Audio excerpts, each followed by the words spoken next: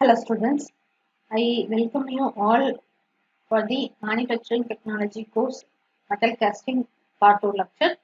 The outcome of this video is, after this session, the students are able to understand the constitutions of molding sand properties and the variety of molding machines available to make mold. Molding sand, constitutions of molding sand are sand, binder and additive, foundry sand. Silica is mixed with minerals. It gives good refractory properties, capacity to endure at high temperature. Silica we are getting different grain size, that is small, large and irregular grain shape. While grain size is small, it gives better surface finish on the cast part. If large size is there, it is more permeable. Permeable means it will allow the gas to escape during casting process. Irregular grain shape strengthen molds due to interlocking compared to round grains.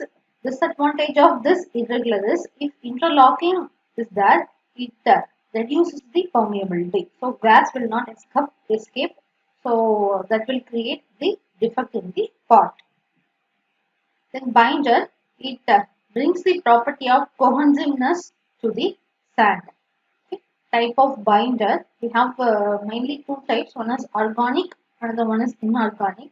Organic is used for code making. Example, phenolic resin, cereals. Inorganic binders, it is naturally earthy material. Examples are sodium silicate, bentonite and phosphate. Additives which improves the property such as strength, refractoriness and permeability.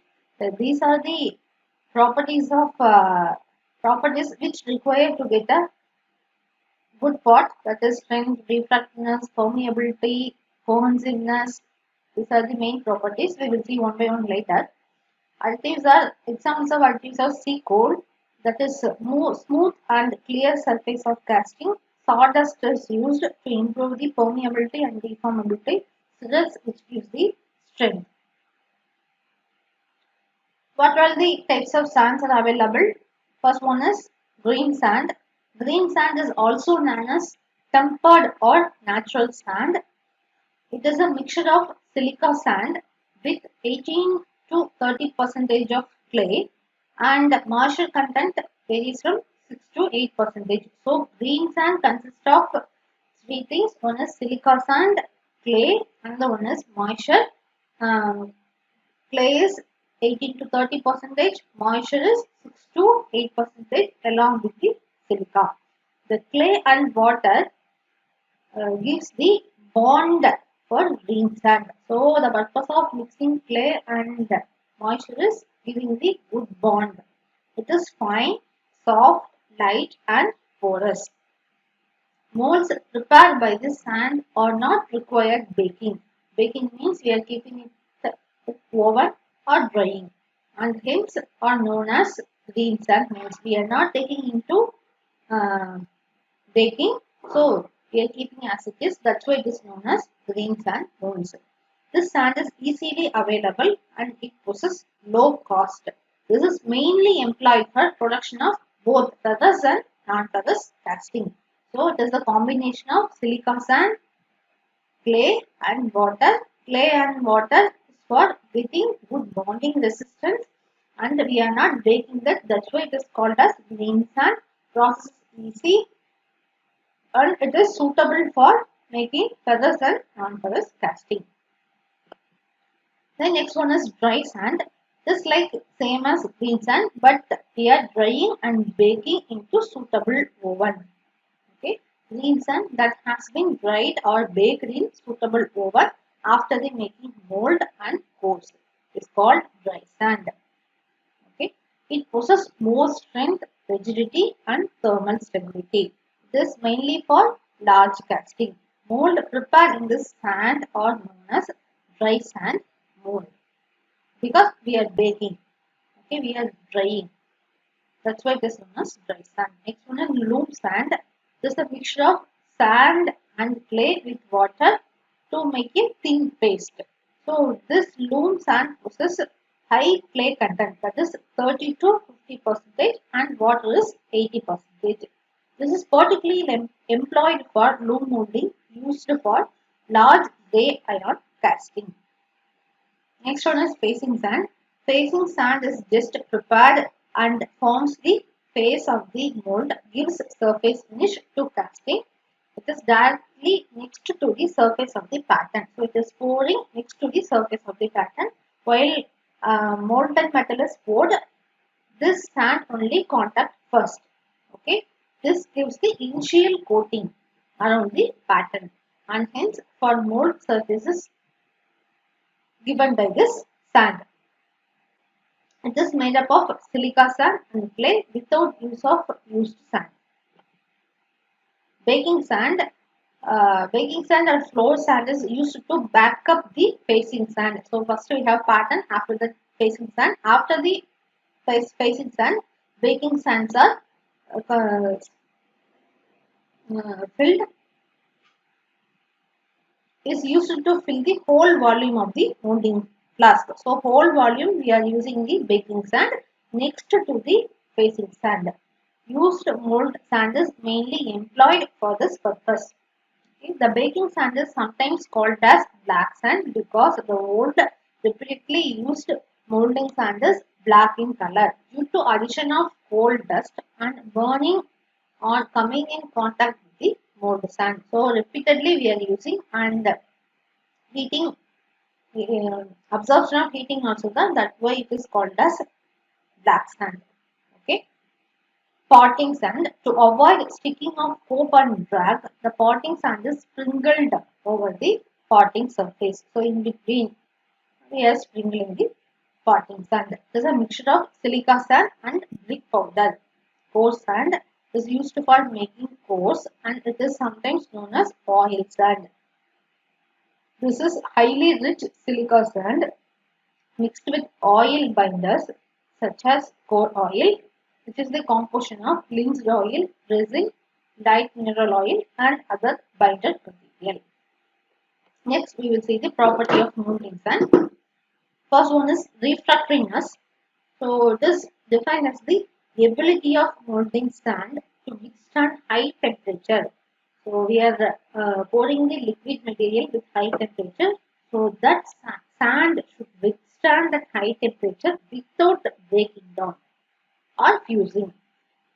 Okay, that gives the good casting. Okay, molding sand with poor refractoriness may burn on the casting surface, and we are not getting the good surface. Once it withstands the temperature, then only we are getting the sound casting. Sound casting means good casting. The degree of refractoriness depends upon the silicon dioxide, that is quartz content, and shape and size of the particle. Refractoriness is measured by center point of the sand rather than its melting point. So refractoriness is the withstanding of high temperature without breaking down. Okay. Collapsibility. It is the ability to permit the metal to shrink after solidification and also disintegrate during knockout. So once casting is done, we have to knock out the mold to get the casting, okay, to get the finished product. So this knockout disintegrate property should be needed for the molding sand. Cohesiveness, how well the sand bonds together to give shape, okay, controlled by adding binders, clay and water. So bonding property. Collapsibility is disintegrity. Cohesiveness is bonding property. Permeability, ability of sand to allow the gas or escape from the metal fills cavity. Ability to allow gas or pass through as metal fills cavity. If we are packing the sand dense, we will get stronger, better surface finish, but less permeability because we are packing very densely. So the gas will not escape, but stronger and better surface finish we will get. Just depend on the size and shape of sand particle, amount of clay and water, compacting pressure.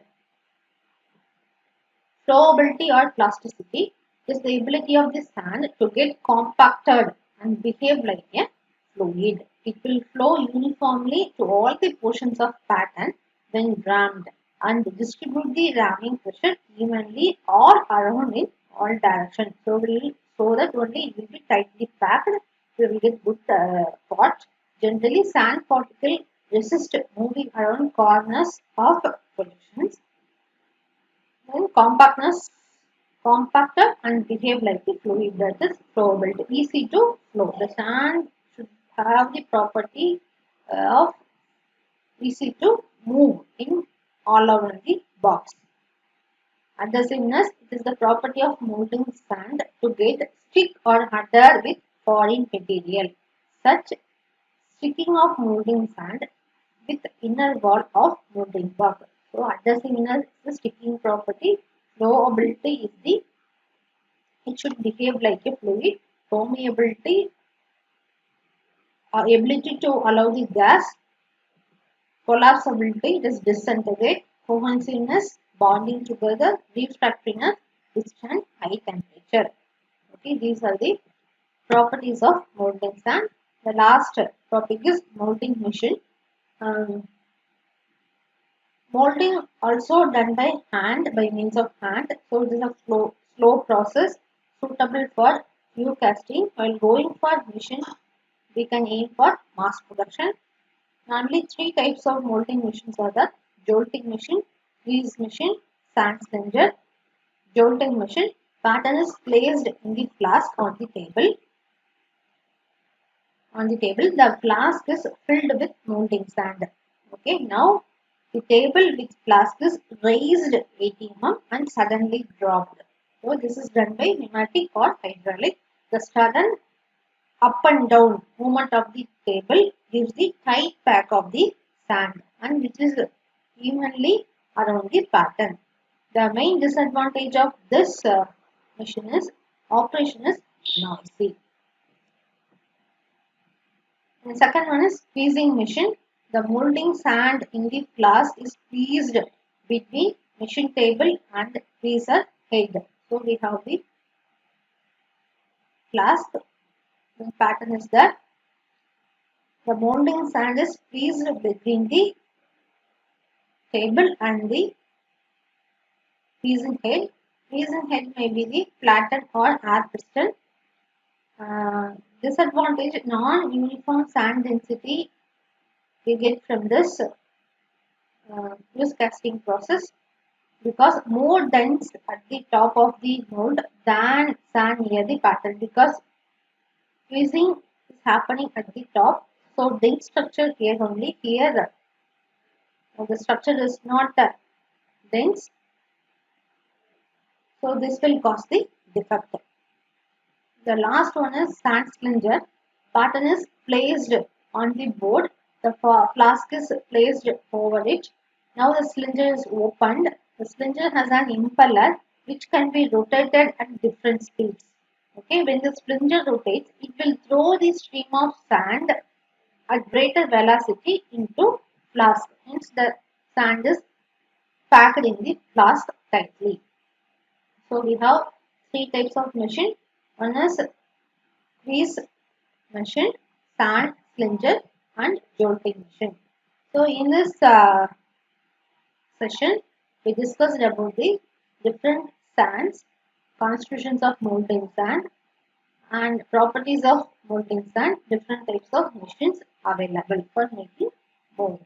These are the reference. Happy learning.